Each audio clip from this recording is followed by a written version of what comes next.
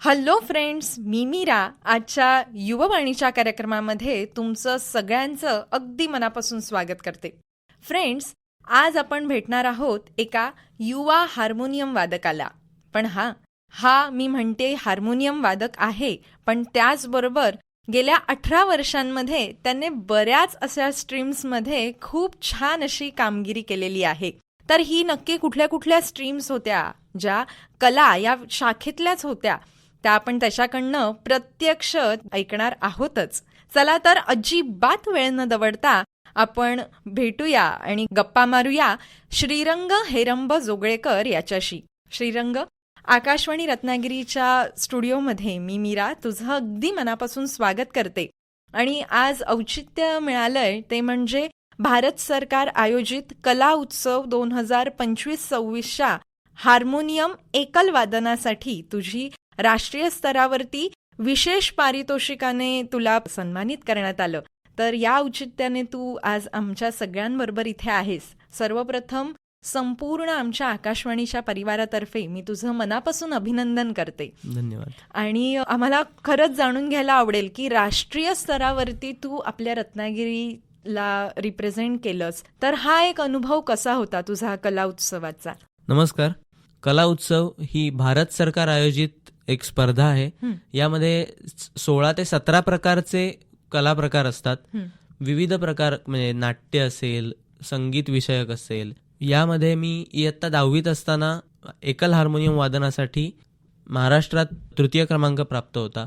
त्यानंतर इयत्ता 12वीत असताना कॉलेज लेव्हलला मला सिलेक्शन झालं. त्यानंतर विभाग स्तरावर प्रथम क्रमांक मिळाला. त्यानंतर महाराष्ट्रात पहिला आलो. अरे वा. मग दडपण होतं की आता आपण राष्ट्रीय स्तरावर आपल्या महाराष्ट्राचं रिप्रेझेंटेशन करणार आहोत. बरोबर. त्यामुळे ते एक दडपण होतं. राष्ट्रीय स्तरावर जेव्हा स्पर्धा झाली त्यावेळेला स्पर्धेच्या वेळेला सन्मानित परीक्षक आणि सन्मानित पाहुणे एवढेच उपस्थित होते आणि शूटिंगसाठीचे कॅमेरे. ओके, म्हणजे तुमचे पालक तुमच्या बरोबर होते का? बरं. तेव्हा पालकांना आत परमिशन नव्हती किंवा ओव्हरऑल त्या कॅम्पसमध्येच. ओके. कारण हा आमच्यासारख्या वयोगटातील मुलांना एकत्र आणण्यासाठीच्या दृष्टिकोनातनं असलेला उपक्रम आहे असं मला वाटतं. त्यामुळे समोर ऑडियन्स असताना आपण वादन सादर करणं, ऑडियन्सचा एक रिस्पॉन्स असतो किंवा परीक्षकांच्या चेहऱ्यावरील हावभाव आपल्याला समजू शकतात. पण त्या ठिकाणी तसं नव्हतं, कारण ठराविक परीक्षक आणि ठराविक पाहुणे एवढेच होते. त्यामुळे एक दडपण म्हणण्यापेक्षा जरा वेगळं वाटलं, कारण नेहमी असं वादन करायची सवय नसते. मग महाराष्ट्रात म्हणजे राज्यस्तरापर्यंत ज्या झाल्या तुझ्या स्पर्धा त्या कशा होत्या? त्यावेळेला समोर ऑडियन्स होता, स्पर्धक होते. त्यामुळे माझ्या बरोबरचाच माझा मित्र किंवा वेगळ्या शहरातून आलेला कसा वाजवतोय त्यातनं आपल्याला काय त्याचं चांगलं ऐकता येईल असा एक व्ह्यू असायचा. पण इथे कोणाचंच काही ऐकण्याचा चान्स नव्हता. पण त्याच कॅम्पसमध्ये आमचं त्या परिसरात जे आम्ही महाराष्ट्रातले होतो, काही वेगळ्या प्रदेशातले होते, त्यांची एकत्र ओळख होऊन तिथेच आमची मैफिल व्हायची. असं एक 2-3 वेळेला झालेलं आहे. आणि एकंदरीतच चांगला अनुभव होता. आणि राष्ट्रीय स्तरावर जाऊन रत्नागिरीचं प्रतिनिधित्व करता येतंय, महाराष्ट्राचं प्रतिनिधित्व करता येतंय आणि तिथे मला माझं विशेष पारितोषिक प्राप्त झालं, याचा खूप आनंद आहे. नक्कीच. आणि त्याचाच अजून एक सोन्याचा तुरा तुझ्या मुकुटात अजून एक रोवला गेला, तो म्हणजे अलीकडेच 14 एप्रिल 2026 रोजी संसदेत संविधान भवनामध्ये डॉक्टर बाबासाहेब आंबेडकर जयंतीनिमित्त झालेल्या समारंभामध्ये तुला स्वतः प्रत्यक्ष सगळ्यांसमोर भाषण करण्याची संधी मिळाली. तर ही संधी कशी तुझ्या वाटेला चालून आली? त्यासाठीचं कारण ते सुद्धा परत कला उत्सवच आहे. बरं. त्यांचा क्रायटेरिया होता की युथ प्रती असलेले बाबासाहेब आंबेडकरांचे विचार. ओके. त्यामुळे त्यांनी भारत सरकार आयोजित ज्या ज्या स्पर्धा परीक्षा आहेत त्या रिलेटेड विद्यार्थ्यांना तिथे आमंत्रित केलेलं होतं. मला कला उत्सव मधील काही ठराविक जणांना, म्हणजे जवळपास 900 जणांना जे विद्यार्थी पारितोषिक प्राप्त आहेत त्यापैकी निवडक जणांना तिथे आमंत्रित करण्यात आलेलं होतं. आणि तिथे सुद्धा एक खूप चांगला अनुभव होता. म्हणजे आपले मंत्री जिथे उभं राहून संभाषण करतात, भाषण देतात, त्या ठिकाणी जाऊन उभं राहून बोलणं हा एक खूप अभिमानाची गोष्ट होती आणि एक खूप आव्हानात्मक होतं. कारण एवढ्या मोठ्या ठिकाणी जाऊन आपण आपल्या शहराचं, आपल्या महाराष्ट्राचं प्रतिनिधित्व करायचंय, हा एक खूप मोठा क्षण होता. नक्कीच. खरंच खूप छान होतं, कारण तुझा सगळा आतापर्यंतचा एकंदरीत हे बघायला गेला तर एवढं मोठं भाषण आणि तुझं कल म्हणजे हार्मोनियम, गायन किंवा ह्या सगळ्याकडे होता. तर तू तयारी ही कशी केलीस हेही आम्हाला जाणून घ्यायला आवडेल. तत्पूर्वी तुझ्या भाषणातली आपण थोडीशी एक फीत आपण आपल्या प्रेक्षकांना ऐकूया. 14 एप्रिल 2026 रोजी संसदेत संविधान भवनामध्ये डॉक्टर बाबासाहेब आंबेडकर जयंतीनिमित्त झालेल्या समारंभामध्ये श्रीरंग हेरंब जोगळेकर याने दिलेलं भाषण ह्याची एक थोडीशी झलक फ्रेंड्स आता आपण ऐकणार आहोत.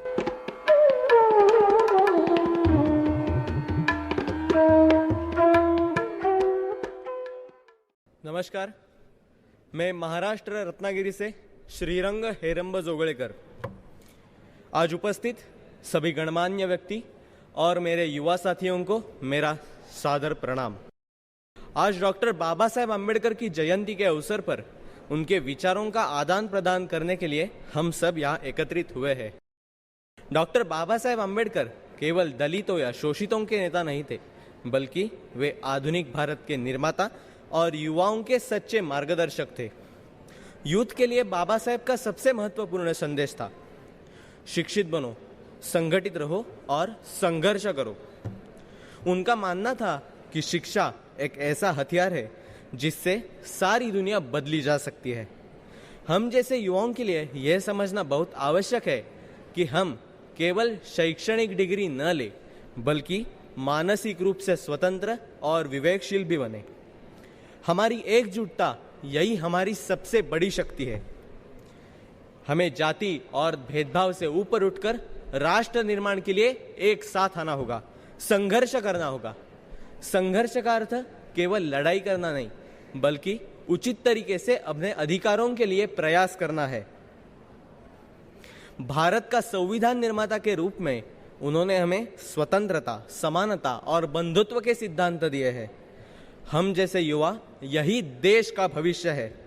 यह हमारी जिम्मेदारी है कि बाबा साहेब के सपनों को हम साकार करें. ऐसा भारत बनाए जाति, धर्म या लिंग के आधार पर कोई भेदभाव न हो.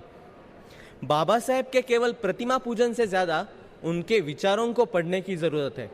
उनके विचारों को अपनाकर हम एक समतामूलक, शिक्षित और सशक्त भारत का निर्माण कर सकते हैं. आज के दिन विशेष पर हम सभी युवाओं को एनसीईआरटी की तरफ से अपने पार्लियामेंट में आमंत्रित करना और हमारे विचार आपके सामने रखने का मौका देना, यही हमारे लिए सौभाग्य की और प्रेरणादायी बात है. अंत में मैं इतना ही कहना चाहूँगा, आइए हम सब मिलकर डॉक्टर बाबा साहेब आम्बेडकर के विचारों को अपनाएं और राष्ट्र निर्माण में अपना योगदान दें. धन्यवाद. जय हिंद, जय महाराष्ट्र. भारत माता की जय.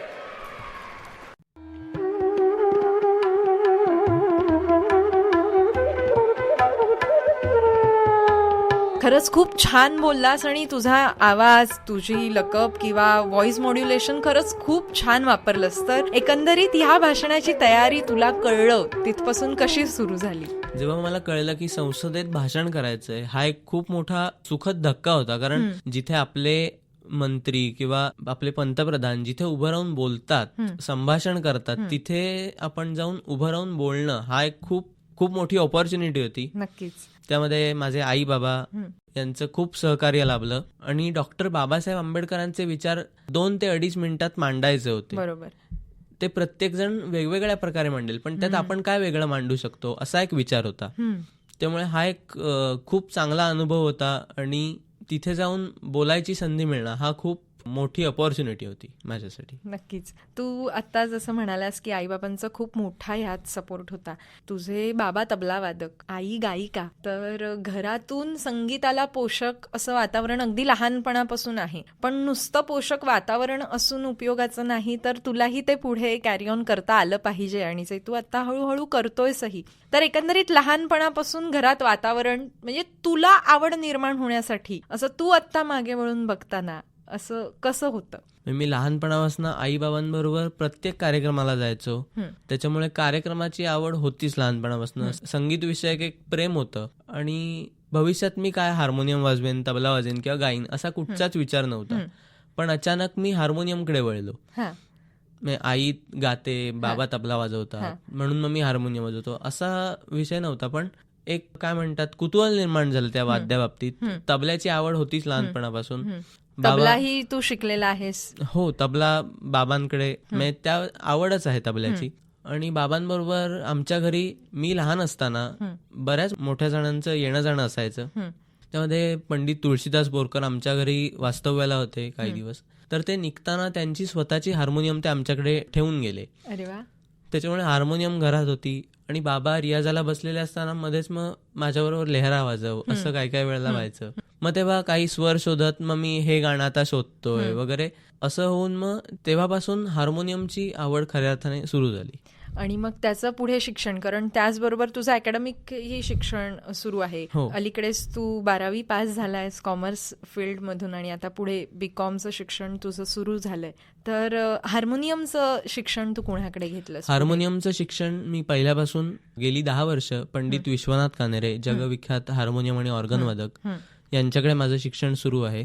पंडित विश्वनाथ कानेरे यांच्यासारख्या गुरूंकडे शिक्षण घ्यायचं म्हणजे हे खूप, मला न कळत्या वयात मोठ्या गुरुकडे गेल्याचं एक हे होतं की एवढ्या मोठ्या गुरुकडे जाऊन मी शिकतोय हे मला आता रिअलाइज होतंय की मी एवढा लहान 8-9 वर्षाचा असल्यापासून मी त्यांच्याकडे शिकतोय.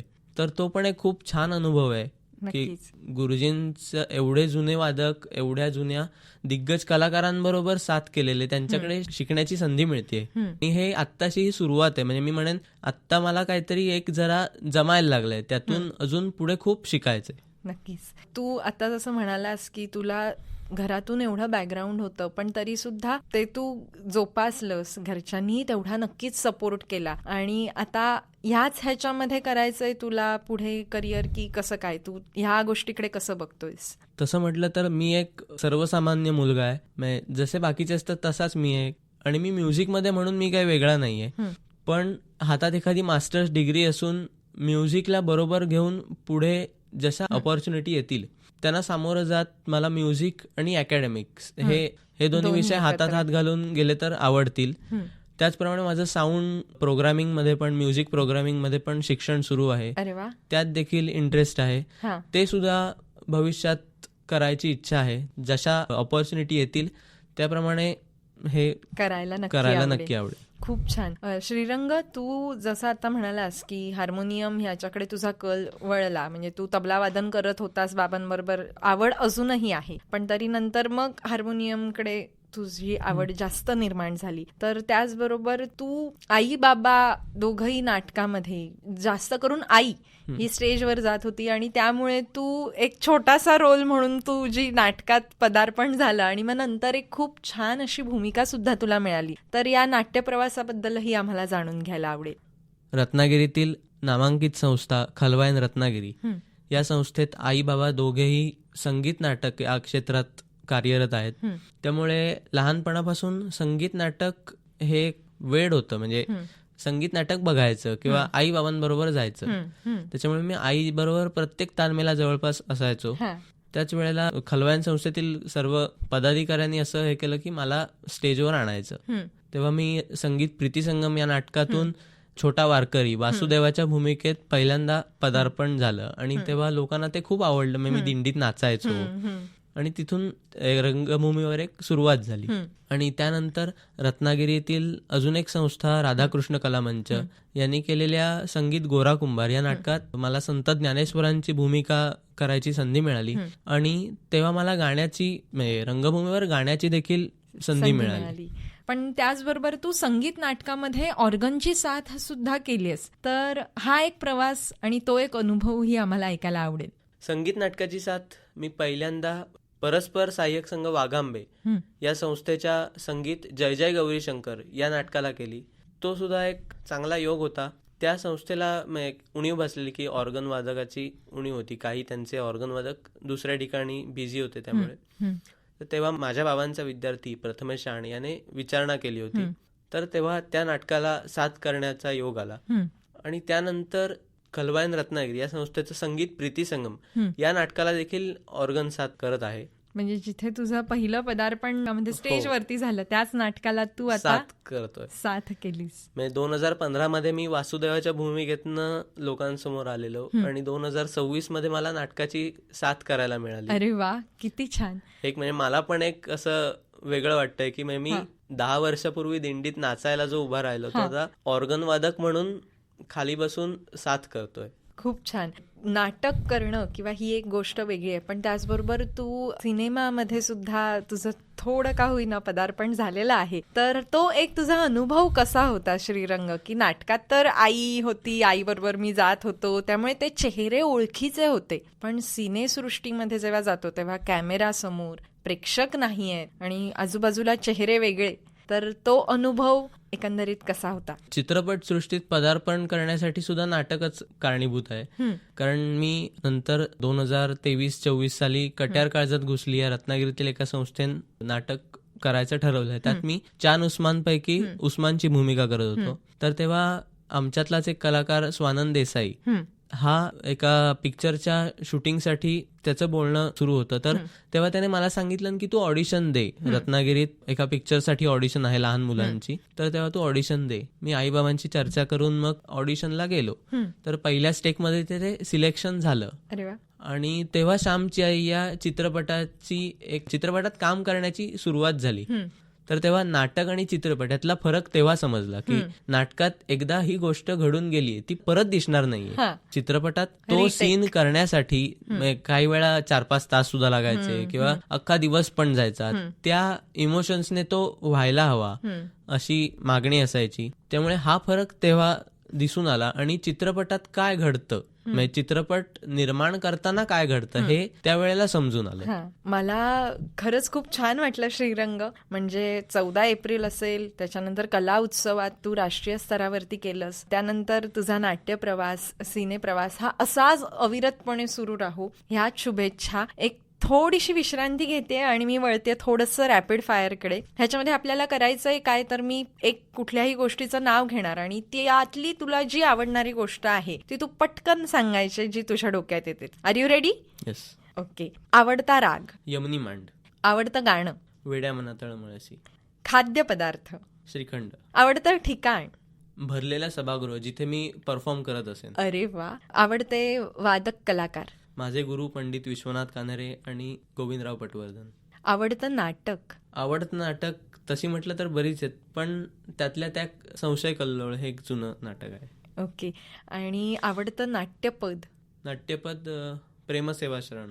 Okay. Back to our first note. तू सगळं हे जे करत होतास तर तुझं एकल वाद्याचा परफॉर्मन्स माझ्या मते 8व्या वर्षी झाला पहिला, तर तो परफॉर्मन्स कसा होता आणि तिथपासून जे एकल वाद्य तुझं सुरू झाला हा प्रवास, तर त्यातला कुठलाही एक अविस्मरणीय असा क्षण आम्हाला ऐकायला नक्की आवडेल. माझा अगदी पहिला परफॉर्मन्स म्हटलं तर मी तो शाळेतल्या गॅदरिंग मध्ये केलेला. मी तेव्हा कीबोर्ड वाजवलेला. त्यानंतर हळूहळू संगीत नाटक किंवा कार्यक्रम यांच्याशी हे साथसंगत करायला लागलो. तर तेव्हा त्या दरम्यान पंडित मुकुंद मराठे, पंडित ज्ञानेश पेंढारकर, श्रुतीताई सडोलीकर या दिग्गजांबरोबर साथ करण्याचा योग आला. त्याचप्रमाणे गुरुजींनी माझ्यावर टाकलेला एक विश्वास म्हणजे ज्येष्ठ नाटककार विद्याधर गोखले यांच्या जन्मशताब्दीत एक कार्यक्रम होणार होता. तर तो रत्नागिरीत होणारा कार्यक्रम मला गुरुजींनी साथ करायला सांगितला. हा एक मोठा क्षण होता. नक्कीच. अजून मुंबई, पुण्यासारख्या स्टेजवर गुरुजींनी माझं केलेलं कौतुक.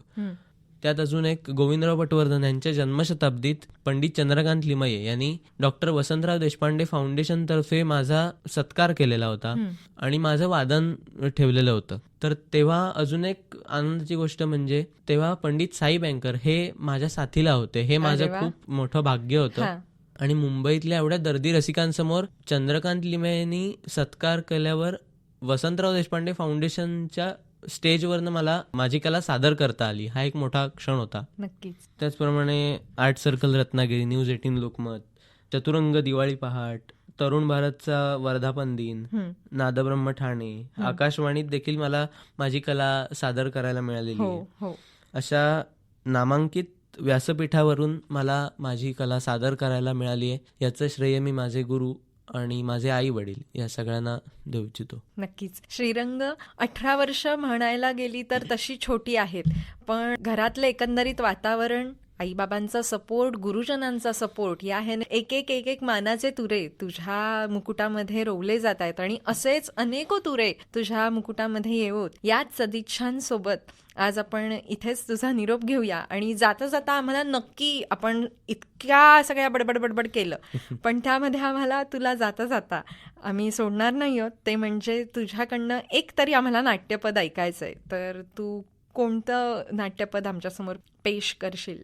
मी आपल्यासमोर संगीत शाकुंतल या नाटकातील नांदी सादर करतो. नक्कीच, आम्हाला ऐकायला नक्की आवडेल.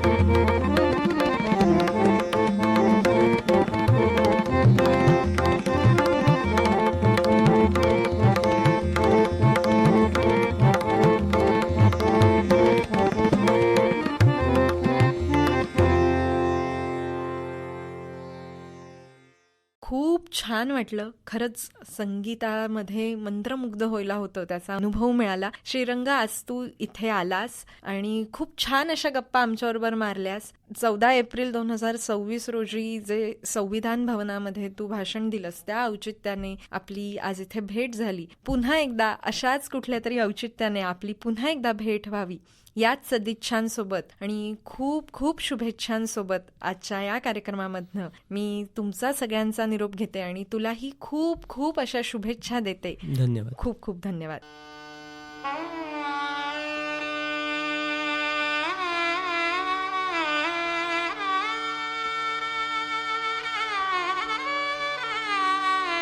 चला तर फ्रेंड्स, तुम्हाला आजची ही मुलाखत कशी वाटली आम्हाला नक्की कळवा. त्यासाठी आमचा व्हॉट्सअप नंबर आहे 94 035 73 485.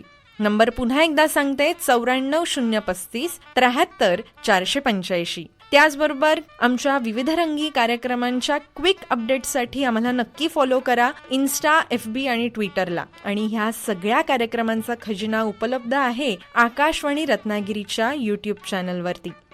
चला तर फ्रेंड्स, मी मीरा आजच्या युववाणीच्या कार्यक्रमामधून तुमचा इथेच निरोप घेते. परत भेटूच पुढच्या कार्यक्रमात. तोपर्यंत बाय बाय. निवेदन मीरा खलगावकर.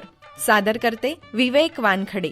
ही आकाशवाणी रत्नागिरी केंद्राची निर्मिती होती.